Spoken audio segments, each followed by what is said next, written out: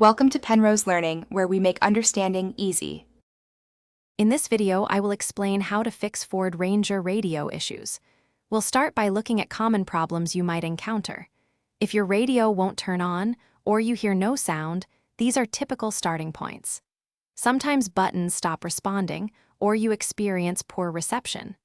Understanding these initial symptoms helps us diagnose the root cause effectively and efficiently. Next, let's cover some basic troubleshooting steps. Always begin by checking your vehicle's fuse box for any blown fuses, as this is a common culprit. A simple soft reset, by disconnecting the battery for a few minutes, can often resolve minor glitches. Also, visually inspect the wiring connections behind the radio and confirm the antenna is securely attached. For more persistent problems, we move to advanced diagnostics.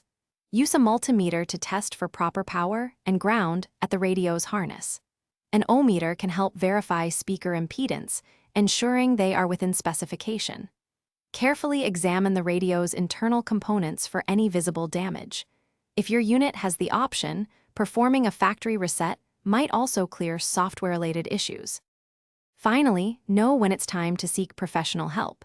If you've tried all the basic and advanced troubleshooting steps without success, it's wise to consult an automotive audio specialist. Complex electrical issues or internal component repairs often require specialized tools and expertise.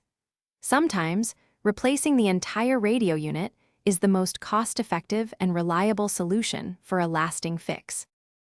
Thanks for watching. If this was helpful, leave a like and consider subscribing. See you next time.